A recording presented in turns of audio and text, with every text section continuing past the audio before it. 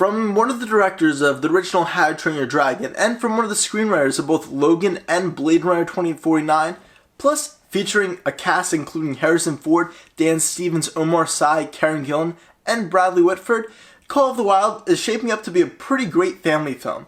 But does it live up to those credits? Let's dive right in. What's up, it's Film Frenzy, and today I'm reviewing the family adventure film based on the Jack London book of the same name, Call of the Wild. Let's dive right in with my first category of direction and visuals.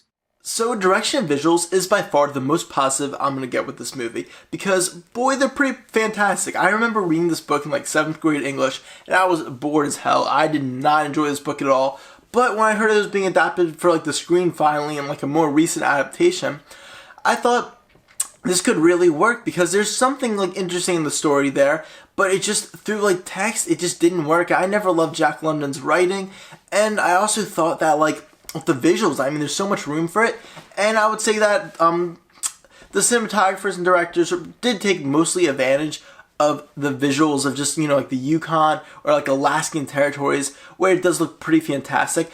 Often they're kind of the more generic shots, but they usually look really good. And I thought the CGI like of the dogs was really, really well done. It looks very realistic. There's a couple moments where it feels a little unrealistic, like some of the backgrounds feel a little like cheap and like very clearly fake. Or this part where there's this burning cabin and it looks so laughably hilarious. Like when I saw it, like me and like the person next to me, we just like looked at each other and we're like, wait, what just happened? Like it looked like one of those little like models you see, or like of like terrible like stop motion or something where it just like collapses all of a sudden, and it looks so fake and like just poorly done. Yeah, so there's that.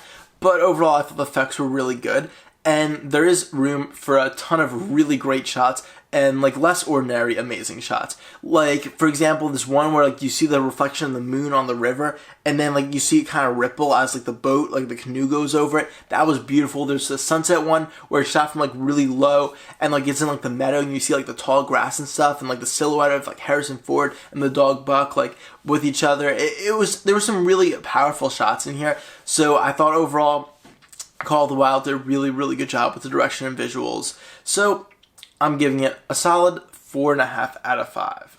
Now it's time to dive into some acting and character development. I'm going to start acting and character development by talking about the dogs, particularly Buck, and it's kind of hard with these dog movies. I don't watch a ton of them personally because I don't really have much interest in them, but this one seemed very different because, it's more about like the wild and stuff. I mean, it is a call to the wild and stuff, or Call of the Wild, but I feel like they were trying to be realistic, but I'll talk about this later with the tone. They really just stumble on that. It feels kind of like a cheesy kids movie at sometimes. Earlier in the year I saw Dolittle, which I didn't actually think was terrible, but that's clearly like, they know their tone, that should be kind of like, kind of cheesy and fun, just like these animals are talking and stuff to Dr. Dolittle. But this, obviously the animals don't talk, the dogs don't talk, but they characterized like Buck and the other dogs way too much, where this is not how dogs act. Like they just like wrote them almost like they were humans with just some like dog characteristics, and it did not work at all. I thought that was really annoying because it just had added this like inauthenticity to the entire film that cast a big shadow over it. Before I even talk about all those other problems that the film has, that was just a big issue. And then moving on to the people character development, Omar Sy's character is kind of in it for like the first part of the movie. The movie's weird how it's like set up. Bradley Whitford's like in it from only the very beginning, and he doesn't really do anything. He's fine, I guess.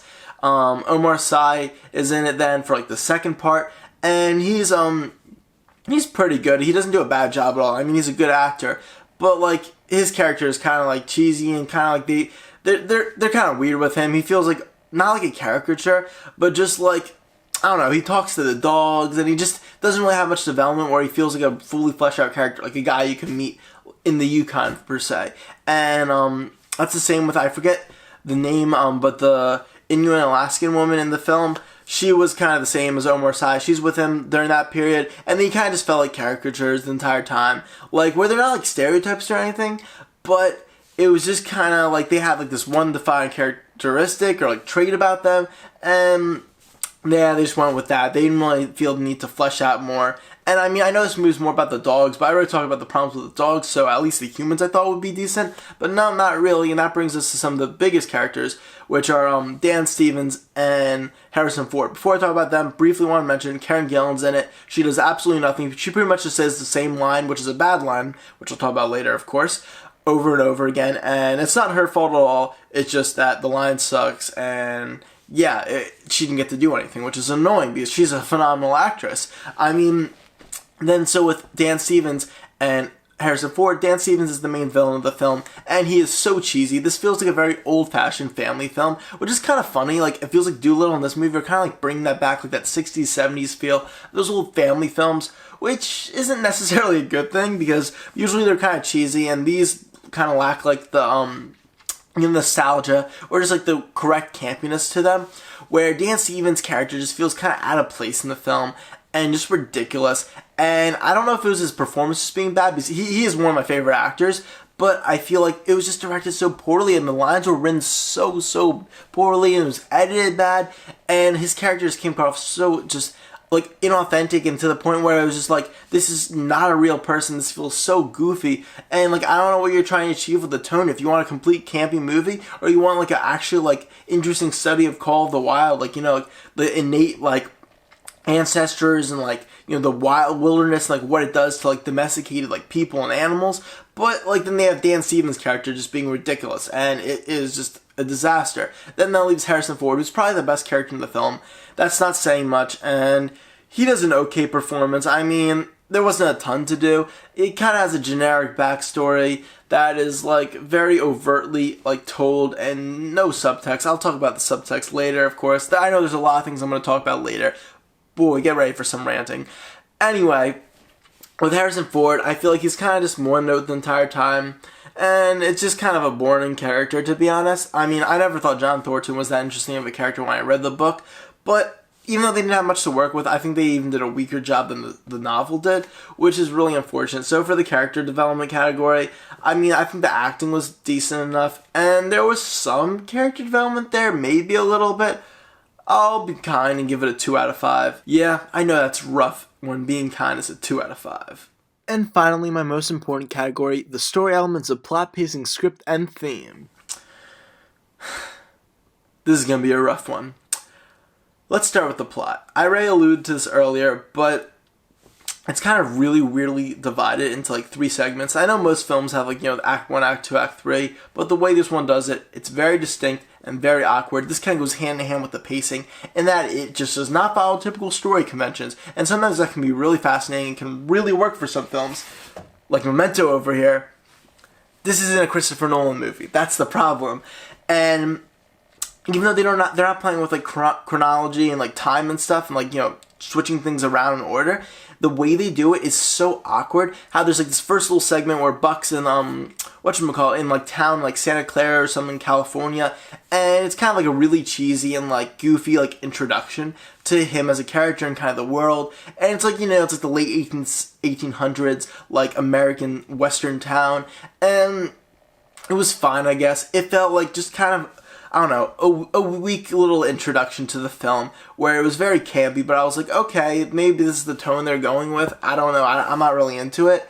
And then they started to switch things up when Buck gets trapped and is sold up to Alaska area, and then he meets with Omar Sy, and he joins Omar Sy's dog team for like the sledding and stuff, because he's like a postman, he's like a delivery man for like mail and stuff, and along with the Alaskan woman I talked about earlier. And so that's like the second part of the movie, and it's kind of repetitive. It almost feels like a really lame Cool Runnings, in the sense that it's like, you know, it's a sled on ice and like snow and stuff, and basically like they start off like their sled team isn't very good, then Buck kind of takes command, and there's like a jerky dog whose name is Spitz, which I laugh every time they said Spitz in the film, and he kind of just like rises up the ranks, Buck does, that is, and then he like takes over the sled team, and they become really good and stuff and go really fast. And yeah, so it's like, if you want to watch a really bad Cool Runnings, that's not actually a sports movie. And so yeah, there's not much happens there. There's not much character development. I don't think there's really anything meaningful, which is kind of unfortunate because that's a big part of the story. But basically what happens is Omar Sy's character, he's like done his job and he gets called that he's no longer doing it. He goes back to France, I think. And that leaves Dan Stevens, who picks up the sled team. He buys them, but it doesn't go too well. He's a jerk. He's the villain of the movie. It's really dumb. And basically, Harrison Ford and Buck then go on this little adventure. And this is where you get lots of the best shots. And this is the majority of the movie. This is the third part of it. But I don't know. It's probably the best part. It's the most consistent tone-wise, but there's just not much there. And then occasionally you'll just have Dan Stevens reappear, and it's all campy and stupid, and like has this random villain plot that doesn't really fit because they feel like maybe they want to sell tickets. Like, well, we can't just have this man and his dog in the wilderness. That's not like exciting enough, especially for the kids, because this is a PG movie. Even though it does get like strangely like violent and like awkward at times, where it doesn't feel like it should be a PG movie. Anyway, that's another one of my digressions about like the tone and stuff.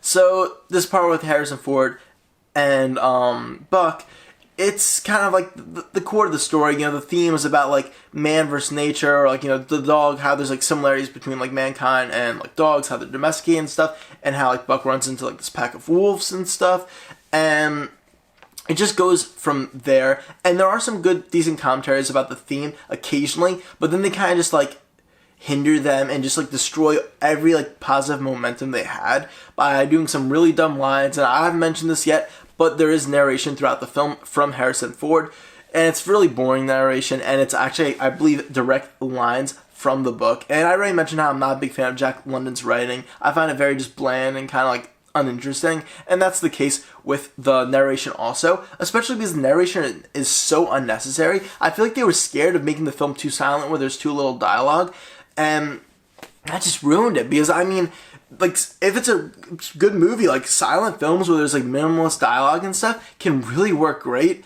but they're too scared to, because they're trying to appeal to the mainstream audience, and they get caught in this awkward middle ground. It happens a lot with like the tones, and it happens a lot with this like narration and stuff where it's so unnecessary. Because the script, I know I mentioned that's from the screenwriter of like two like phenomenal movies. He actually got nominated for an Oscar for Logan, which was like one of my favorite movies of probably all time actually.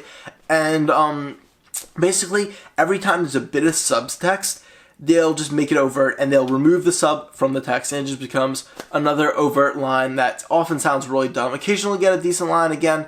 Usually they destroy them, just like how they destroy good themes and stuff. And whenever there's momentum, they somehow end it. When there's a good shots going, there's some great cinematography, they'll just have some terrible CGI of a burning like cabin.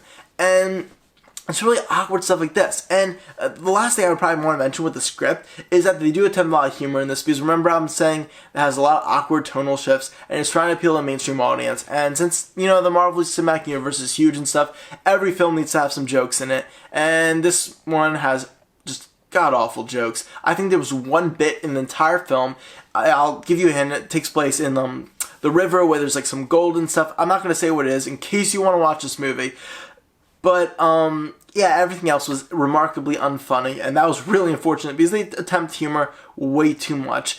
And the worst part of all of this is that, like, this main core of the movie with, like, the relationship between, like, John Thornton and Buck, I didn't really feel much of an emotional attachment to either character, and I didn't get out any ounce of emotional sentiments for me. And it's not really hard for a film to do that. There's been a lot of bad films where maybe they'll have like one decent scene where I'm just like, wow, that's like, I'm feeling it. But nope, not at all in this movie, which is really, really unfortunate. So yeah, to wrap up this category, plot is pretty awkward. Pacing is god-awful. The script is usually pretty terrible. And the themes, they're present and sometimes they're very interesting, but they just don't really work. So, yeah, plot, pacing, script, and theme. The story elements are just miserable in this film. 1 out of 5. Yeah, that's probably one of my harshest ratings I've ever given, and that leads to my overall score. So, Call of the Wild is a rough film to get through, and it's not like laugh out loud hilarious like at it. Like, you're not saying, oh my god, this is so funny how bad it is, like The Room example. So it's not an enjoyable movie to watch per se. Usually it's like this just boring kind of bad to it, which is unfortunate and makes it just not really a movie I'd recommend at all under really any circumstances to watch. I mean, I know there's not a ton of family films in theaters, but maybe like Sonic the Hedgehog, it looks pretty decent. Maybe you'll see that instead if you want to watch a family film. So for Call of the Wild's final score, I'm gonna give it, drumroll please, 1.5 out of 5. Ouch. Yeah, it makes me sad to do that because it really did show some promise. When you look at those credits, you see the actors, the writer, the director. But nope, I mean, I love Harrison Ford, but this ain't it. It is unfortunate to watch, and it was really just sad because, I mean, I didn't think the book had that much promise, but anything that it did have, this film squanders it, which is so unfortunate. It's one of the last films coming from 20th Century Fox after Disney bought it, and just kind of really a whimper for, like, that studio to start to go out on. I don't know. I'm surprised that it even made it into theaters because it really does feel like a made-for-television like family movie from like 1968. But I would suggest if you don't want to watch like a new family film in theaters and you want like a similar like old like style like family adventure film, check out The Adventures of a Huckleberry Finn, the 90s one with Elijah Wood. Really great family movie. I actually really enjoyed it. Doesn't get enough talk. Just wanted to plug that movie in right here since it kind of fits with that adventures theme, the 1800s. But yeah, this is not a good movie. It's really sad to say. I'm usually not this harsh, but yep. I hope you enjoyed this review. Comment down below your opinions on Call of the Wild if you've seen the film. And I don't mean to offend anybody by this review. And I'm not trying to say that you should hate it too, because everyone, of course, has a right to their own opinion. Also, like and subscribe for more awesome movie content from Film Frenzy. I have a lot more reviews coming out. I'm going to do some more ranking videos, and it's just going to be a blast. So, I hope you enjoyed. I'll see you guys later. Goodbye.